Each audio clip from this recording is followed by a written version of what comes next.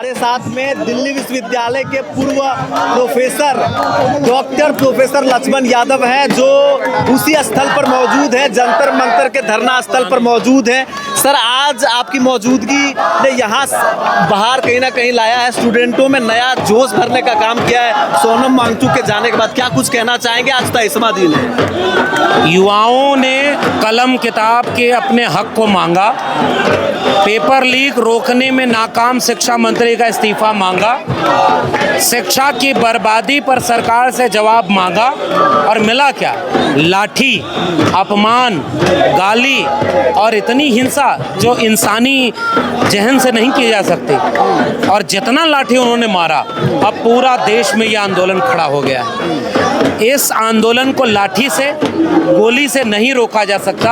ये भगत सिंह और अंबेडकर के मानने वाले लोग संविधान हाथ में लेकर के खड़े हो गए। आप इन्हें साजिश से और दमन से नहीं रोक पाएंगे। अब कम से कम शिक्षा मंत्री का इस्तीफा तुरंत होना होगा और पेपर लीक रोकने के लिए सख्त कानून बनाना होगा और छात्रों की हर मांग पूरी करनी होगी। बिना इसके मुझे नहीं लगता कि इस तरह का कोई। लेकिन जिस तरीके से लोकतांत्रिक परिवेश में हठ धर्मिता का एक संदेश देखने को मिल रहा है, इतने बड़े लेवल पे छात्र यहाँ पहुँच रहे हैं कोने कोने से, उसके बावजूद भी धर्मेंद्र प्रधान कह रहे हैं कि हम डटे रहेंगे। हमने धर्मेंद्र प्रधान के हाथ में निर्णय नहीं है। हमें नहीं लगता कि धर्मेंद्र प्रधान अपने कार्यालय में कर्मचारी भी अपने पसंद का रख पाए होंगे।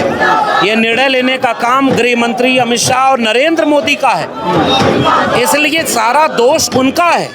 वो युवाओं का अपमान कर रहे हैं, उनके इशारे पर लाठियां चल रही हैं, उनके इशारे पर इस्तीफा नहीं हो रहा, उनके इशारे पर शिक्षा बर्बाद हो रही है, उनके इशारे पर नई शिक्षा नीति बनी है, उनके इशारे पर कलम किताब बेचा गया है। तो हिसाब तो प्रधानमंत्री को देना होगा कि आप जवाब दो कि आपने इस आंदोलन को इतना गड़बड़ क्यों किया। एक अंतिम सवाल होगा लक्ष्मण जी, चूंकि हर एक प्रोटेस्ट में देखेंगे कि सत्ता पक्ष के लोग ये कहते हैं कि विपक्ष की राजनीति हावी हो जाती है, एक एजेंडा के तहत ये सब किया जा रहा है। जनता पहले हावी थी, यहाँ तो विपक्ष का एक बड़ा नेता पहले नहीं आया। पहले आप आ जाते, नरेंद्र मोदी जी अपना नेता भेज देते। पहले तो आपने इग्नोर किया ना इस आंदोलन को।